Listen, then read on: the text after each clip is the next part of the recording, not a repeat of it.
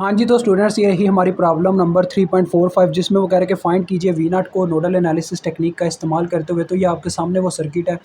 यहाँ पे एक डिपेंडेंट सोर्स भी मौजूद है। चलें सबसे पहले तो हमें नोड को आइडेंटिफाई करना होगा। तो नोड होता क्या एक ऐसा पॉइंट जहाँ पे हमारे पास एक से ज़्यादा चीज़ों की वायर अटैच होती है। लाइक वो नोड जहाँ पे 2 चीज़ों की वायर अटैच होती है उसको कहते हैं बाइनरी नोड। जहाँ पे 3 चीज़ों की वायर अटैच होती है उसको हायर, और जहाँ पे इससे ज़्यादा चीज़ों की वायर अटैच होती है उसको कहते हैं सरफेस नोड। ठीक है।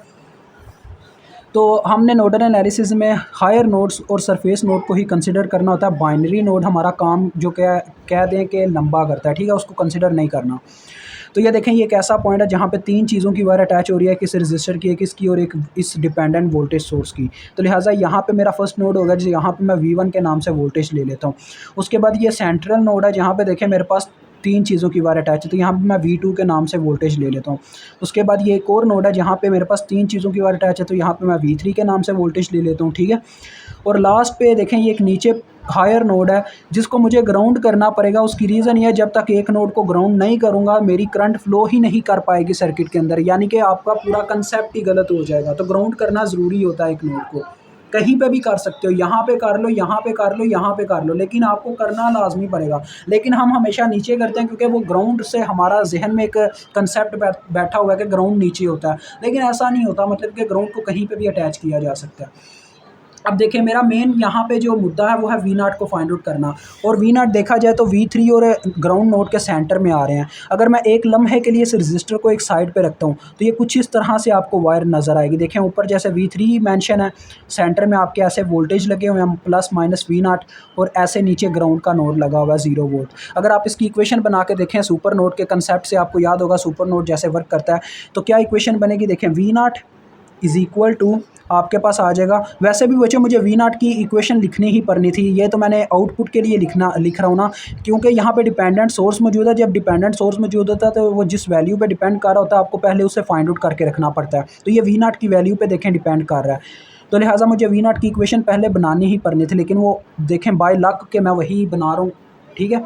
तो देखो वी नॉट यानी कि जिस तरफ इसका पॉजिटिव टर्मिनल है वो वाले वोल्टेज प्लस में आ गए, जिस तरफ नेगेटिव टर्मिनल है वो वाले वोल्टेज माइनस में आ गए, तो यानी कि वी नॉट हमारे पास V3 के इक्वल है। अब ज़रा गौर कीजिएगा, यहाँ पे क्या है, V1 का भी यही सीन है। जैसे कि देखो V1 और ग्राउंड नोड के दरमियान में ये एक डिपेंडेंट सोर्स मौजूद है, जिससे एक चीज़ आपको साबित होती हुई नज़र आ रही होगी। यहाँ पे भी आप वही सुपर नोड का कंसेप्ट ज़रा के लिए इस्तेमाल करोगे। देखो जिस तरफ पॉजिटिव टर्मिनल है वो वाले वोल्टेज प्लस में, ठीक है, और जिस तरफ नेगेटिव टर्मिनल है वो वाले वोल्टेज माइनस में, और इज़ इक्वल टू ये जो वैल्यू है 2 V नॉट। तो अगर मैं वैल्यू पुट करके देखूं तो V1 हमारे पास बराबर है 2V3 के, ये देखें। ठीक है। तो ये आपने यहाँ पे जब ये वाली इक्वेशन बना लिया ना, तो अब आप V1 के ऊपर यार KCL नहीं लगा सकते। उसकी मैं आपको रीज़न बताता हूँ। अगर आप फॉर एग्जांपल KCL लगाते हो तो इस इक्वेशन के कैसे वोल्टेज लिख सकोगे? आप नहीं लिख सकोगे। सॉरी, इस जो आपकी ये जो वायर है इसकी करंट कैसे लिख पाओगे, मैं ये कहना चाह रहा था। तो इसकी करंट तो आप मालूम ही नहीं कर सकते। डैट्स वाई आप इस नोड, अब ये जो नोड है ना आपके लिए ये ब्लॉक हो चुका है, इसके ऊपर आपको KCL अप्लाई करने का एक तो फ़ायदा भी कोई नहीं और अप्लाई कर भी नहीं आप पाओगे। डैट्स वाई आपने डायरेक्ट नोड 2 पे मूव करना है, आपने इसके ऊपर KCL अप्लाई करना है। आप लिख लीजिएगा apply KCL at node 2। KCL होता क्या था, sum of entering current is equal to sum of leaving current. तो मैं हमेशा इज इक्वल टू की यार राइट हैंड साइड पे एंटरिंग करंट्स को लिखता हूँ और लेफ्ट हैंड साइड पे लिविंग करंट्स। जिस वायर का करंट हमें मालूम नहीं ना होता उसको हम करंट लीविंग करंट कहते हैं, क्योंकि हम उसको क्या करते हैं, करंट लीव करवा के मालूम करवा लेते होते हैं। तो देखें सबसे पहले मैं इस नोड के जितने घेरे में वायर्स आ रही हैं सबकी करंट लिखना चाहूँगा। पहले मैं इस वायर की करंट लिखता हूँ, तो यहाँ पे मुझे इसकी करंट नहीं ना पता, तो मैं इसको एक लिविंग करंट के नाम से जानूंगा। यहाँ से मैं करंट लीव करवाता हूँ, जिस नोड में से आप करंट लीव करवाते हैं उसी वक्त उसके नोड के वोल्टेज लिख के आगे माइनस लिखना होता है। तो ये जाके V1 में एंटर करेगा, ये आ जाएगा V2 minus V1 divided by 2K। ठीक है। उसके बाद देखो ये जो वायर है ये एक एंटरिंग करंट है, एंटर कर रहा है नोड के अंदर, तो इसको हम इस साइड पे लिख लेंगे। उसके बाद इस वायर की अगर मैं करंट लिखना चाहूँ तो क्या आएगी, लिविंग करंट करवानी पड़ेगी, यानी आ जाएगा V2 माइनस, ये जाके V3 में एंटर हुआ तो ये आ गया V2 minus V3 over 2K, जितनी रेजिस्टेंस रास्ते में आई। अब इस कैल्शियम देखें 2 क्या, तो आपने लिखना मल्टीप्लाइंग बाय 2K, तो इसका बटा खत्म हो जाएगा, ये आ जाएगा V2 माइनस V1। तो बच्चों देखो मैं V1 की जगह उसकी वैल्यू पुट करने लगूँ जो कि 2V3 है। ठीक है। उसके बाद प्लस ये आ चुका होगा V2 माइनस V3, यानी आपने ना अब V1 की जहाँ वैल्यू आएगी उसको बस पुट कर देना। ठीक है।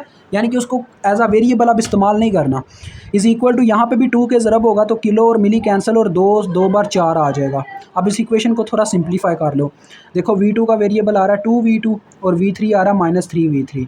Is equal to 4, this is your first equation. अब आपने क्या करना है, नोड 3 के ऊपर KCL लगाना, अप्लाई KCL एट नोड 3 आप लिख लीजिएगा। तो यहाँ पे ज़रा गौर कीजिएगा, V3 के घेरे में भी 3 वायर्स हैं, तीनों अननोन करंट्स हैं, मतलब कि मुझे उनकी करंट्स का नहीं पता, तो सारी की सारी लीविंग होने वाली है। मैं यहाँ से करंट को लीव करवाता हूँ, आपके सामने देखें, V3 में से लीव हुआ तो V3 माइनस और जाके एंटर हुआ V1 में, तो ये आ गया V3 माइनस V1 ओवर 1 के।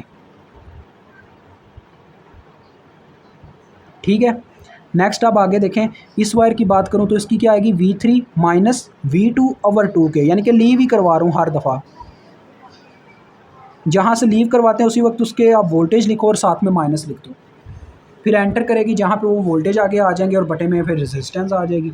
इस वायर की बात करूँ तो वो क्या आएगी, देखो V3 माइनस, ये एंटर हुई जाके 0 में और बटे में आ गया 1 के, इज़ इक्वल टू 0, क्योंकि आपने हर करंट का वायर का करंट लिख लिया, लेकिन एंटरिंग करंट नहीं था, इसी वजह से इज़ इक्वल टू में 0 आ गया। अब इसका भी देखें, LCM 2 के आ रहा है, तो 2 के से मैं हर इक्वेशन को ज़रब दे देता हूँ। तो यहाँ पे देखें, जब 2 के ज़रब हुआ तो ये आ गया 2V3 माइनस 2V1, ठीक है, यही आएगा ना, क्योंकि किलो किलो से कैंसिल होगा, 2 ऊपर मल्टीप्लाई होगा, तो -2 इंटू V1 की वैल्यू ही ना पुट कर दें डायरेक्ट, तो यही काम करना हमने, तो हमें ज़रूरत ही क्या है इतने लंबे चौड़े प्रोसीजर में, यानी एक स्टेप बढ़ाने की, यहीं पे पुट कर देते हैं। तो मैंने क्या किया, -2 V1 आ रहा था, V1 की जगह उसकी वैल्यू पुट कर दिया। आगे देखें, यहाँ पे जब 2 के ज़रब होगा पूरे का पूरा कैंसिल, ऊपर वाले नंबर एज इट एज आ जाएंगे। यहाँ पे 2 के से ज़रब होने से किलो किलो कैंसिल और 2 ऊपर मल्टीप्लाई हो जाएगा और इज़ इक्वल टू 0। आप इसको सिंप्लीफाई कर लें, पहले V2 का वेरिएबल इकट्ठा कर लें, जो कि यही है -V2, फिर V3 देखें ये कितना आ रहा है, ज़रा गौर कीजिएगा, -4V3 है बच्चों, मुझे तो यहाँ पे ऐसे लग रहा है V3 जैसे बड़ा कैंसिल आउट हो रहा है, ज़रा गौर करें, ये 2 और ये 2 4 हो गया, 4V3 माइनस 4V3 ये पूरा कैंसिल आउट हो गया, इतना प्लस V3 सिर्फ रह गया, तो इज़ इक्वल टू 0। यह आपकी इक्वेशन नंबर 2 आ गई। अब आप इसको मैट्रिक्स मेथड से सॉल्व कर लें। मैट्रिक्स मेथड आपने कहाँ से सीखना है, मैं बता रहा हूँ, एग्जांपल नंबर 3.1 से। ये कैलकुलेटर पे फिर सॉल्व हो जाता है। पहले आपके इनके कांस्टेंट लिखेंगे आप, ये आप ना कैलकुलेटर पे सॉल्व कर पाएंगे, फिर इनके कांस्टेंट 1, फिर इनके वेरिएबल्स तरतीब वाइज V2 और V3, फिर इनके इज़ इक्वल टू वाले नंबर 4 और 0। अब मैं इसको सॉल्व करके आपको बताता हूँ क्या वैल्यूज़ आती हैं। तो ये देखो बच्चों, मुझे वो वैल्यू दे रहा है कि V2 की भी -4 है और V3 की भी -4 है, यानी कि मेरे पास V2 is equal to -4 volt है और V3 की भी यही वैल्यू आ रही है। अगर आपको आंसर अपना सेटिस्फाई करना हो तो आप पुट करके देखें कहीं पे, ये देखें यहाँ पे अगर V2 की वैल्यू -4 पुट करते हैं वो हो जाएगा +4 और V3 की -4, तो 4 - 4 इज़ इक्वल टू 0, यानी ये सेटिस्फाइड है, बिल्कुल ठीक आंसर आया। अब आपके सामने था V0 को मालूम करने के लिए V3 चाहिए थे, ठीक है, तो यानी आपके V0 की वैल्यू आ गई, V0 is equal to V3 which is equal to -4 volt. तो ये आपका आंसर है, मुझे उम्मीद आपको समझ आ गई होगी। खुदा हाफिज़।